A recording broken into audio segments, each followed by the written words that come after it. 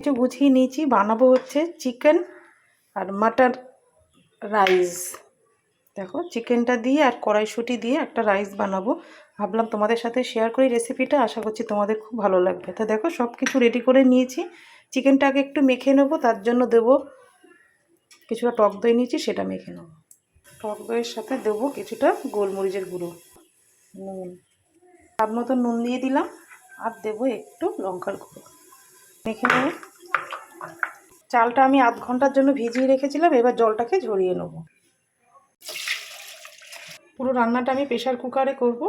Pressure কুকারটা গরম হয়ে গেছে, মধ্যে একটু সাদা তেল দিয়ে দেবো, ঘি, এই দেখো অল্প একটু ঘি দিয়ে দেবো, গরম মশলা একটা তেজপাতা দিয়ে দিলাম, তাতে দিয়ে দেবো একটু সাদা জিরে, 3টে পেঁয়াজ কুচি দিয়ে দেবো, একসাথে 2টো কাঁচা লঙ্কা, আদা রসুনের পেস্টটা দিয়ে দেবো।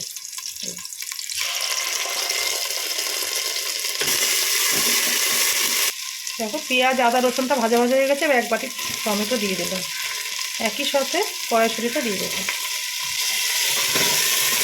টমেটোটা একদম নরম হয়ে গেছে, এবার গুঁড়ো মশলাগুলো অ্যাড করে দেবো, শুকনো লঙ্কা, জিরে, ধনে, নুন, হলুদ। গুঁড়ো মশলাটা দেওয়ার সাথে সাথে একটু জল মিশিয়ে নেব যাতে মশলাটা না পড়ে যায়। মশলা থেকে তেলটা ছাড়া শুরু করে দিয়েছে, এবার চিকেনটা যে মেখে রেখেছি সেটাকে দিয়ে দেবো এর সাথে। আমি বোনলেস নিয়েছি, তোমরা চাইলে এমনি চিকেনটাও নিতে পারো, আমার কাছে এটাই ছিল, বোনলেসটাই ছিল, তাই জন্য আমি বোনলেসটা দিয়েই করছি। আমি এই কাপ মেপে 2 কাপ চাল নিয়েছি, আমি 3 কাপ জল দিয়ে দেবো, 3 কাপ না 3.5 কাপ জল দেবো, কেন 3 কাপ দিয়েছি, দেখো হাফ দিয়ে দিলাম। চিকেনটা দিয়ে জল বেরিয়েছে, যেই চিকেনটা কষে আসবে তখন চালটাকে দিয়ে আর একটু কষিয়ে নিয়ে তারপরে আমি জলটাকে অ্যাড করব। আমি একটুখানি চিনি অ্যাড করলাম এসে, চিকেনটা দিয়ে তেল ছেড়ে দিয়েছি, আর দেখো একটু গরম মশলা অ্যাড করে দেবো, একদম তেল ছেড়ে দিয়েছি। দেখো চালটা দিয়ে দেবো, চালটা দিয়ে একটুখানি কষিয়ে নিয়ে তারপরে আমি জলটাকে দিয়ে দেবো, বেশি নাড়বো না যাতে চালটা যেন না ভেঙে যায়। একটু কালার গুঁড়ো লঙ্কাটা অ্যাড করেছি, এই যে গরম জলটা দিয়ে দেবো। প্রেশার কুকারটা আটকে দিয়েছি, একটা সিটি মারার পরে একটু দেখে নেবো, যদি লাগে আর একটা সিটি মারবো।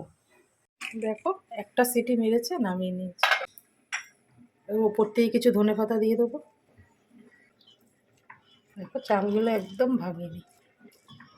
বাটার চিকেন রাইস আমার একদম রেডি হয়ে গেছে, আর রাইসটা কতটা ঝুরঝুরে তোমরা তো দেখলেই বুঝতে পারছো। রেসিপিটা কেমন লাগলো অবশ্য কমেন্টে জানিও, আর ভালো লেগে থাকলে অবশ্যই লাইক কমেন্ট শেয়ার করো।